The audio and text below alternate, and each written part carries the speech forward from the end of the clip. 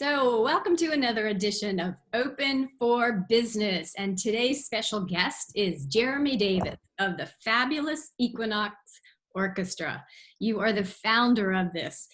And I wanted to have you on the show so you could talk to other musicians, other folks in the entertainment world of how you're dealing with your business during this pandemic. Yeah, well, I'm glad to be here, my friend. Thank you for having me. I'm looking at my dual screen setup here.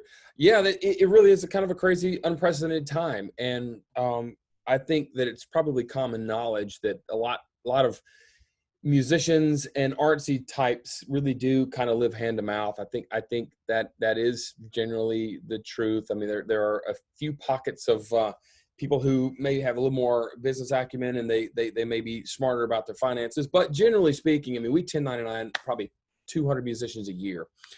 And that's because, we have our core guys, but we also have a group of guys in New York and a core group of guys in New Orleans and guys in Chicago, guys in LA, guys in the Midwest. So when we do fly out dates, we'll take our core and then we'll add the second alto or the third trombone or a bass trombone or whatever the case may be in one of those local markets. But we have a big group of musicians and they're all kind of in the same boat. It's one thing to lose all your gigs, but it's another thing to entirely lose your ability to do what you do. And I would say with a lot of these musicians, really what defines them, you know what I mean?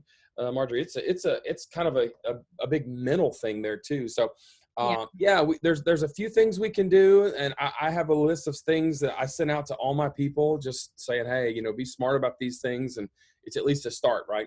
And that's why I wanted to have you on the show so you could share these tips. And I know you sent over 6 of them. So there's some really good things that you can do. I mean, you guys jumped right in and did a digital performance. I mean, you didn't waste any time. We did. Now, and that, to be really honest with you, that has gotten... What did you learn?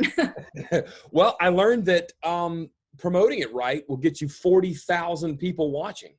Wow. which is crazy because we've done 3 of them and we've done each one of them a little bit differently. And one of them, I mean, they've all been well attended, 5, 10, 15,000 people watching, which is great. But one of them did it all on YouTube or Facebook. Yeah, Facebook. And we thought about streaming on multiple platforms at once. There's technology that allows you to do that. But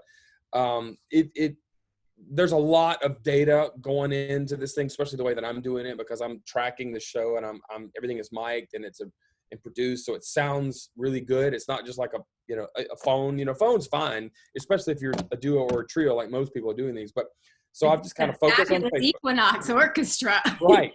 So first issue is I have an 18-piece big band, and I can't do that because that would be breaking the CDC rules, and I don't want to do that, and I don't want to put anybody in danger. So we kind of scaled it down to a smaller ensemble that kind of keeps it within reason and within the guidelines, and then also make sure that we spread the set out where we're 6 feet apart. So we don't want to create a bad visual. We don't want to set a bad precedent. Exactly. We don't want to set a bad example. And we don't want to have the internet rake us over the coals because that will happen. I've already seen it happen a couple of times. There was a string quartet down in Florida that just got annihilated because they were. So that's super important. And it's also important to be safe off camera too. But yeah, I mean, I guess we can talk about that. The streaming thing, there are things that you can do. And what I've been kind of telling people to do is like for me, I'm not asking for tips. Tips are fine. You like send tips to, whatever Venmo or PayPal, that's fine. But I think it makes more sense to sell a virtual ticket. The show is free. Can you hear me okay? I can. Okay, good.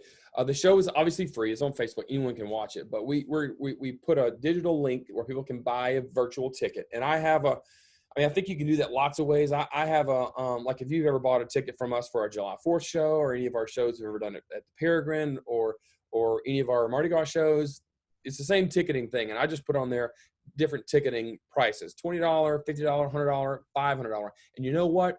People are generous. I mean, I really feel like people understand. And I sell more expensive tickets than I do cheap tickets, which is kind of always the case with us. I mean, I can sell a $150 or $500 table at an event more than I can sell a cheap seat. It always works that way. I'm always surprised that we always sell, and because I think specifically with us, we offer an experience for people. We're selling an experience. But anyway, as it relates to the streaming things, we sell virtual tickets and Okay. people buy them. You know, And we what put a link in. platform do you use on that, Jeremy? Yeah, it's actually got a couple different names. One of them is ticketriver.com. If you go to it's actually eventprinting.com too, eventticketprinting.com too. But that just allows me to lay out the I get a link, I can put it in the Facebook link, and Right.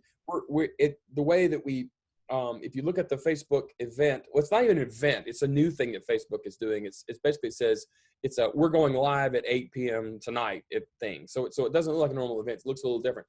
But when you do it that way, the ticket purchase link stays at the top. So there's 500 comments during the show, but the ticket link to purchase is always at the top, which is cool. So that's one of the things that simple functionality will allow musicians to make a little bit of money. What I'm saying is do it consistently, do it well. Like consistent. Okay, consistent. Are you going to do it weekly, daily? Yeah. For us, it looks like every Monday night. That's what we're doing every Monday night at 8 p.m. And other musicians, you may pick a time that you like. You want to do it Saturday night? There's no problem with Saturday night because ain't nobody going anywhere, right? I mean, it's Right. you know, I mean, it's not like things used to be. Or if you wanted to go live every morning, whatever time, or you could do it every day. But I think if you kind of save your bullets and focus on, for me, I think once a week works well. So you have a really big group. Now, what advice do you have to like the solo guitar player? Yeah, same thing. Pick a time, pick consistency, and do it as well as you can. These new iPhones, if you got the 11, lots of us do. It shoots beautifully, and that's what I'm using. I'm using that. I actually have another platform that I kind of go through, but the camera is actually my iPhone. On a tripod? Yeah, on a tripod, and I make sure it's lit well, and I'm actually doing a couple of extra things on that, but just making sure it looks good, right? Right, you're buying tickets, absolutely. Right. I mean, and I would say it's fine to be a little bit informal because people like that, but don't be sloppy. Don't be messy. We've all seen so many of these done so poorly. I mean, you can't see, it's dark in the room, and you can see the guy's dirty socks in the background, whatever. I'm just saying, just do the simple low hanging fruit here. Just make it look as good as you can. And let me ask you this question. How did you promote it ahead of time? That's what I was going to say. We had good luck. We reached out to dozens and dozens of theaters across America that know who we are, that we work with a lot. And we basically said, look, your audiences are starving for good stuff. Your whole season you had planned to present, you can't do it now. So we're offering you this free, really high quality alternative. Why don't you send this out as a special gift to your patrons? That's what we did. And they shared it. All we did was say, share it. Brilliant. And it worked. And maybe everybody doesn't have the same, network of theaters that we do. I mean, we go to 5 big arts conferences every year. We've been doing it for 10 years. So we have thousands of theaters across North America. But even if an artist doesn't have that, I mean, send a note to your church people. Send a note to everybody who's ever bought a CD from you or is on your mailing list and say, I'm going live. Would you please share it? I'm going live. Would you please share it? We even reached out to GPB because we did the PBS special and we were in the studio at GPB in Atlanta, so they knew who we were. And we said the same thing to them. So look, this is some free entertainment, some encouragement. That's really kind of our platform. It's encouragement. It's we're going to uplift with our music. We're going to really, really have some fun with it and be a bright spot in a otherwise darker time in our industry. And so they sent it out as a free gift. So we had thousands of people join there. We also have corporate clients that we work with a lot. Like for one I'll mention is First Oral Care. It's a national brand of fancy toothbrushes. Chrissy Teigen, whatever. We do all of their live events and all of their music for their commercials. They're the fastest growing subscription-based company in America. And they love us. And they shared it out with all their Verse people across the country. And that's probably how we got to 40-something thousand people watching in one night. So that was really those are the things how we promoted it. Those are brilliant tips. Brilliant. Okay, so then what did you do? Well, we try to. It's important. We learned the hard way. The Okay. first one we did, we had some issues with the software we're using, so we built this huge audience, and then it cut out and stopped. We had to start over. Wait, what software? I don't even know. It's a platform that allows you to actually turn your computer screen into like a TV switcher, because we had 3 or 4 of these guys around and it looked really cool, but there was a bandwidth issue. And then we kind of boiled it down to, let's not do that anymore. Let's do it simply. And I'm not even sure my musical director handles that part of it, but it's just really is one camera angle and all you need is an iPhone.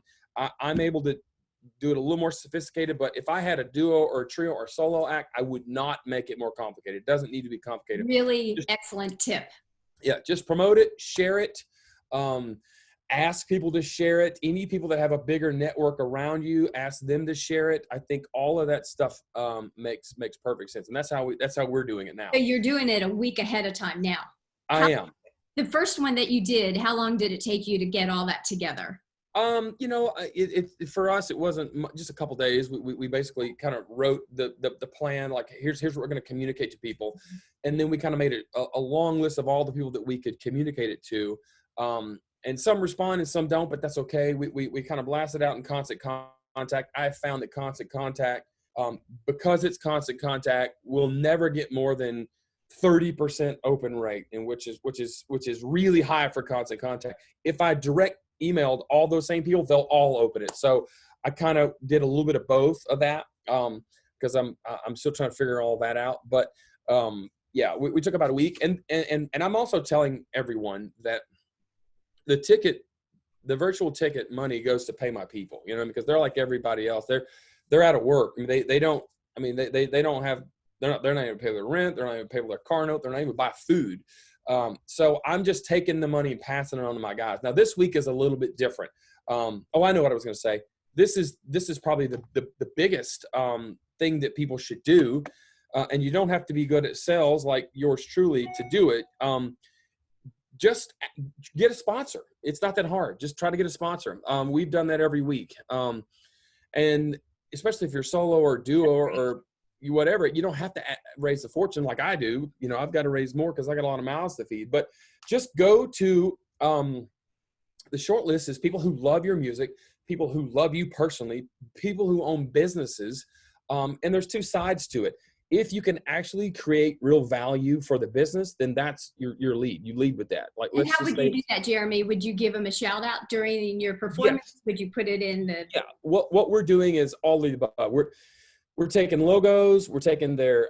I'm asking them for 5 or 6 sentences of copy on what they do. Like for 1 week, we had an attorney who deals with specifically with elder law, which is particularly relevant right now because there's a lot of people. Our older people are more at risk, and there's a lot of people who have like grandparents or whatever, and you need to have somebody who can help you navigate those difficult situations. And this is what this guy does for a living.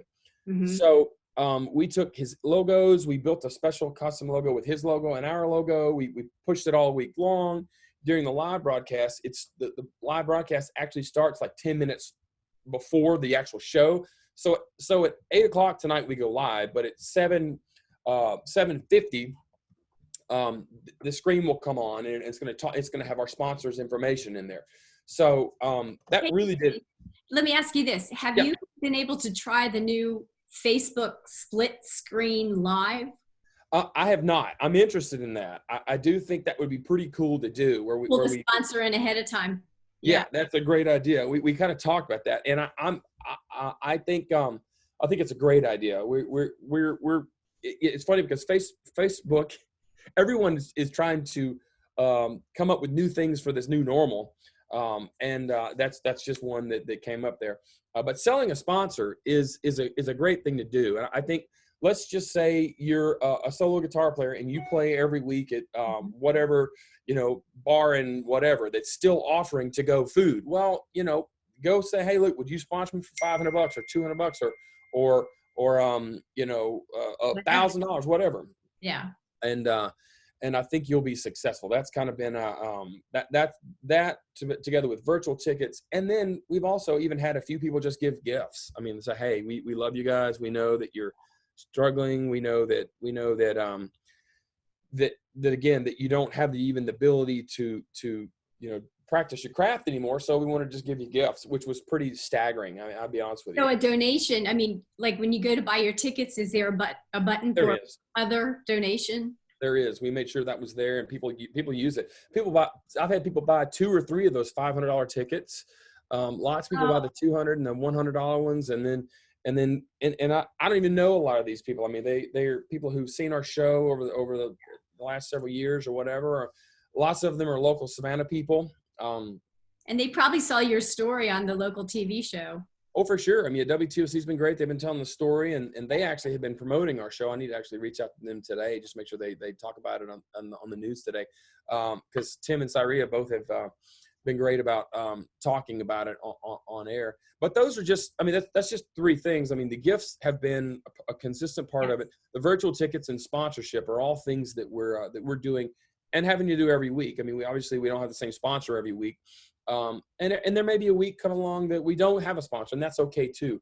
This week is a little different because we're friends with the people who run America's Second Harvest, and they have given out a staggering amount of food to children who eat at school, who can't do that anymore. And then also families who are just in the same situation as we are, who just maybe they don't have the food or whatever. But I saw the numbers, and it's like, this is probably almost a week old. They've already distributed more than almost 407,000 meals through their mobile food pantry, and probably by this point 20,000 grab and go meals for children at school. So 100% of the proceeds tonight are going to go to them. So we're giving all the money to them for their great work. So it's a fundraiser too. So yeah, absolutely. Actually send me that link about it, and I'll be happy to post it. Yeah, that'd be great. So every time someone buys a $100 ticket or even a $20 ticket, that's just money that we're just going to reinvest back in America's Second Harvest. And we're going to, we're actually going to do a thing probably tomorrow where we either go down there and deliver them a check, or if they want us to go buy food with that money that they need, we're going to sort that out with them in a few minutes. But anyway, that's just at a safe distance. At a safe distance, of course, right? But I mean, this is definitely one of those things that you could definitely argue and say this is a necessary thing. You know what I mean? It's not like a luxury thing. It's like feeding people is what we got to do. And if I can use my gifts and talents as an artist and my platform to say, hey, we need to do this, I think it's something that we should do. But we will do it at a safe distance. You're right. Some of your notes also mentioned having, if you're a musician, reach out to your landlord. Yeah, talk about that. Yeah. There was a list that APAP is the largest arts conference in the world. It's in New York every year. We've gone for, 7, 8, 10 years. And several of those things came off of a little list that they pushed out to all the artists that are on there. It's a good reminder, but yeah, go ahead and. Yeah, it's simple. It's simple. At this point, people should, well, the first thing I'm telling people, I mean, there are lots of things like call your landlord, call your mortgage, ask if they'll postpone mortgage payments or take a lesser amount. Even filing for unemployment is a new thing. As an independent contractor or a small business, you've never been able to do that before. That's new. So I sent out an email to hundreds of musicians saying, go to, whatever, Georgia.gov or whatever, and apply for unemployment. That will get you not a huge amount of money, but at least it'll be enough for 10,000. What's that? Is that the one for 10,000? No, I think that's the either the SBA loan 7A or the PPP. And I'll tell you this, I have talked to, let's just say conservatively, at least 20 people. People like Michael Owens, people like the Savannah Chamber of Commerce folks, the Hilton Head Chamber of Commerce people, people who specialize in the law, and my bookkeeper and CPA, and nobody knows the score. And bankers don't even really know the score on it yet. So I just feel like there's going to be a day of reckoning when this is all really going to come out. People don't know what's going on, and the banks don't even know what's going on, and the CPAs don't even know what's going on. Finally, my CPA is to the point to where she's advising me on what to do. And I don't even think she's saying do either of those $10,000 ones. We may do one of them as a small business, but it's just still so screwy. And the way it was rolled out was, I mean, I get it. It's unprecedented, and Right. and millions of people are going for it. So I understand why it's confusing. But it's definitely a cluster right now for sure. Yeah, and there will be a day of Yeah. of I mean, reckoning collection. because I'm in a position where we've been blessed, and we did the whole Dave Ramsey thing. I don't know if you're familiar with Dave Ramsey, where we paid off a debt. I don't really want a loan. I don't need a loan at this point. Now, if this continues on for 6 months, then it's going to be totally different. You know what I mean? Then it's going to be like whatever cash we can get our hands on, we'll probably be dealing with. But I'm not interested in a regular just a loan. But they kind of they said that 10,000 would be forgiven if it's for these things, and there's even some gray areas there. And I just feel like What it's does going to Dave be. Ramsey say? Have you heard You what? know, I've listened to his show a couple times during the middle of this, and I have heard people make a couple of comments like, they're kind of more libertarian, like I am. That's kind of less government intervention in our lives anyway. But if there ever were a cause for the government to be, this is it. So I think he's okay with certain things. He's obviously anti debt of any kind. I don't know how he feels about this specific scenario, because there's so many small businesses Yeah. that are having to lay off everybody. I mean, like the entire Westin is closed. All the Collins Quarter, all 5 or 6 or 7 of Anthony's restaurants are closed. So it is kind of unprecedented. So I'm not anti-loan on that. I'm just not. I haven't done it yet myself. Any other tips that you can share with musicians? Yeah, I'd say a couple things. I'd say stay connected as much as you can. FaceTime, Zoom, whatever, call people. I think that's a big part of it. I mean, I'm fortunate because I've got my wife and 3 kids here. So we're enjoying an unprecedented amount of family time, which has been wonderful, Good thing. Yeah. which is a good thing. I mean, and we're trying to be very, very intentional about being mindful about it, about saying, hey, look, I mean, the truth is, we will most likely never have this much time together again. I mean, once life goes back to normal and school kicks back in You and guys work are kicks off back around in, the world. exactly. It's like, okay, so we need to, this is a blessing. Let's take Yeah. this as a blessing. Let's focus on this.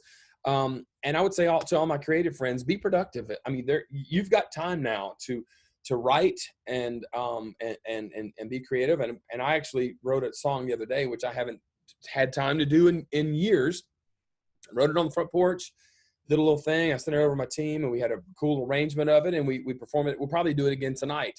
But it was really kind of inspired by the negative headlines that were just overwhelming, all these scary things, and then contrasted with a piece of scripture that was encouraging to me. So I just kind of put it together and just use the time wisely to be creative. Any advice on how to keep calm? How to keep Creative? calm? I don't. We're calm at our house. I mean, I think we're taking all of this with a grain of salt. I do think that this is there is absolute real concern out there, but there is a lot of hype too. There's a lot of people with their hair on fire, so to speak, and they're screaming a really scary story.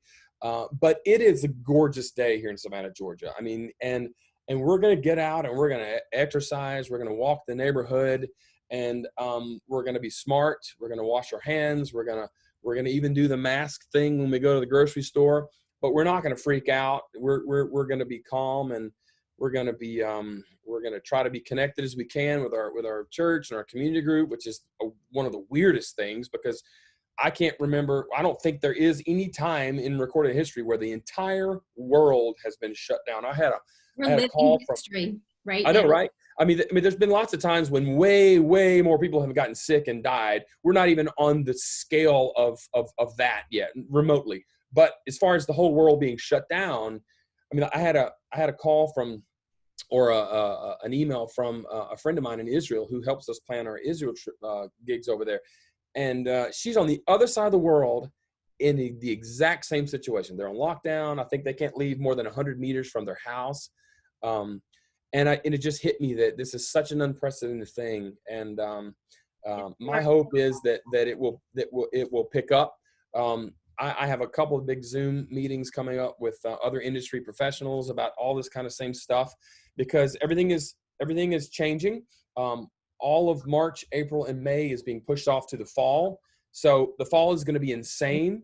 I Yeah. mean, September, October, November is all, they're already busy months, but now they're going to be overloaded. Um, I mean, I think they are. I mean, I'm at least getting all these requests for that. I mean, even the Masters is looking at October to reschedule. Um, Boy, have they ever had to reschedule?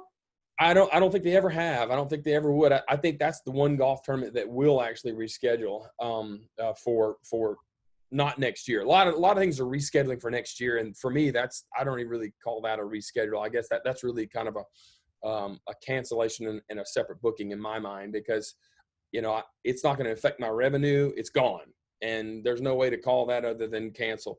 And I know there's kind of a buzzwords in our community. It's postponed, not canceled. But if it postpones till next year, that you might as well call it a cancel, because this year is going to be done. In 2019, we had an unprecedented year. We launched Equinox Entertainment.